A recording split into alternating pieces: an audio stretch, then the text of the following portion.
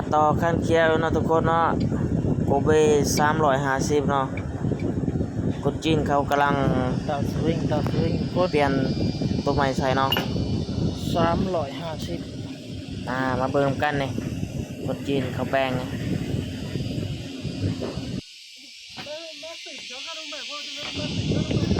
เวลาสวิงแหละมันเบรกบ่อยู่เนาะทุกคนเนาะมันเบรกบ่อยู่แล้วแป้ข้าเจ้าแป้ภาษาให้คนจีนฟังแล้วคนจีนเรามาแปลงมาเบิ่งกัน ตัวใดดีหมดบัด เราสิเอาจังแนว แผ่นมันนี่แล้วเอาหมดเนาะ แล้วสิเปลี่ยนตัวใดใส่ไหน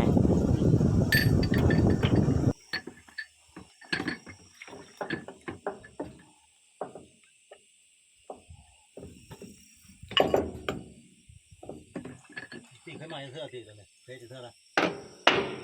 บ่ ไป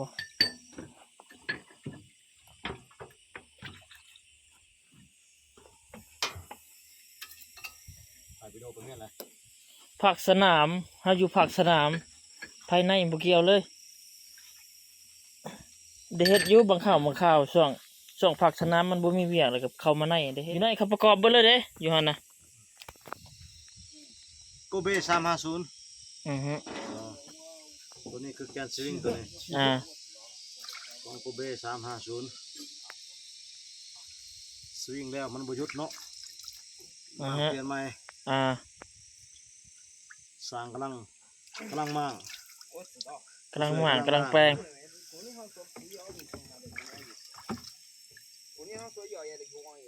ตัวไหนตัวใหญ่เอามาอีกก็สั่งสรุปตีเลย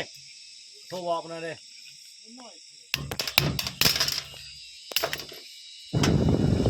บ่ฮู้ภาษากันเนาะทุกคนเนาะสิถามแล้วว่ามันเป็นตัวใดแหน่แล้วเพศตัวใดแหน่ก็บ่ฮู้ถามเนาะทุกคนจะถ่ายไปเลยเด้อทุกคนเด้อ周头一敲就坏，可以吧？下面不好干净吗？在下面装，上面要上面了。คือตัวนั้นคือ这里还要吗？要。ยาวเลย 这里还要吗？要。ยาวบ่มีเลยตัวนั้นน่ะจะนำซื้อมาเป็นสูตรแล้วก็บ่ฮู้แล้วทำก่อนโอ้ยได้แพ้ได้เนาะ改呢不用了搞错啦了我现在ก็แค่เสียรายเงินได้มาเสียรายนะซื้อคันใหม่รถเอามา80พุ่นรถมาเลยฉัน80พุ่นน่ะไอ้ใหญ่วันนี้อีกแซงม่วนน่ะใส่แล้วเริ่มประกอบแล้วทุกคนม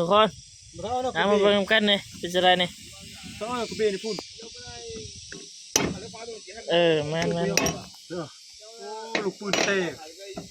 ขอบลูกปืนมันโอเคแล้วนะเราย่างเนี่ยไฮลิกก็มีส่วนเลยบีอันนี้มันอ๋อคอยวันนี้เราไปชิมอนนะไฮลิกนะแกนคิเล็กลงไปตั้นนะ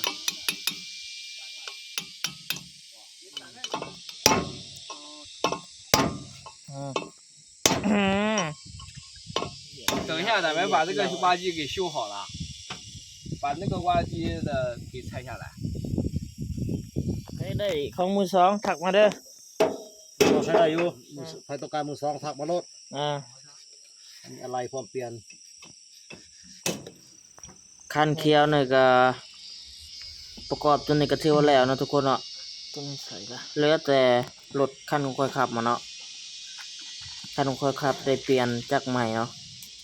ถ้าจักรมาแล้วจะถ่ายให้เร็วๆนี่ทุกคนเบิ่งนี่เนาะตัวนี้เก่าคันเคียวนี่ถือว่าเอาตัวนี้ไปก่อนเนาะ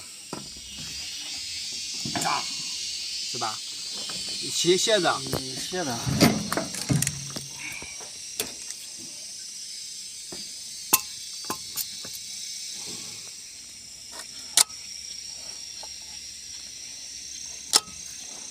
哎呀。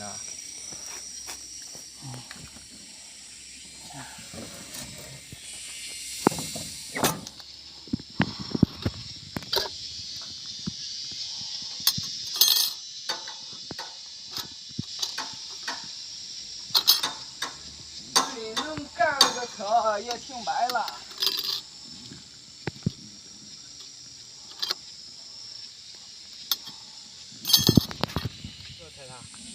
คนจีนกำลังอนามัยนะทุกคนเนาะอนามัย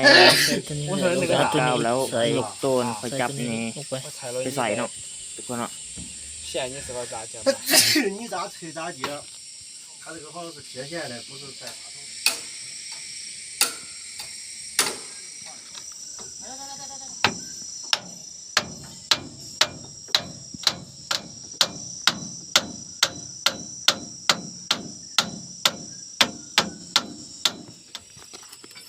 ล้างเรียบร้อยเกียมประกอบทุกคน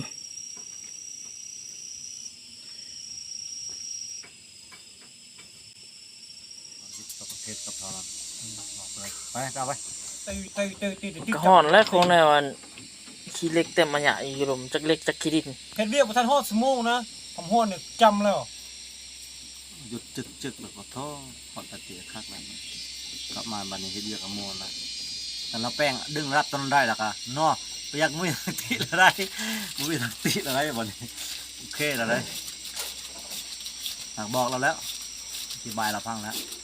เทียกดึงบ่ได้พอดึงดึงตับดึงบ่ได้มันเฮ็ดบ่ได้โอเคจะไปกดเบิ่งให้เรา ก็ได้ชอบแน่นอน กดดึงระบบดึงเข้ามาเลยเด้เรื่อง ใส่มันเรื่อง เรียบร้อยทุกคน ไว้เลย เปลี่ยนใหม่เลยนี่ก็ อ๋อเรื่องว่าจะใส่แป้งได้กันนะผมแม่นว่าแป้งแล้วแป้งให้มันดีเลยนะผมไม่นะ เรียบร้อยแล้วบัดนี้คันได้กะฝนก็เริ่มตกมาแล้วคันแล้วแน่คันบ่แล้วแน่คันเขียวนี่ก็เรียบร้อยแล้วเนาะแล้วเนาะ ยังแต่ขั้นของคอยเนาะทุกคนเนาะ ยังแต่ เดี๋ยวพาทุกคนไปเบิ่งขั้นของคอยอีกเนาะ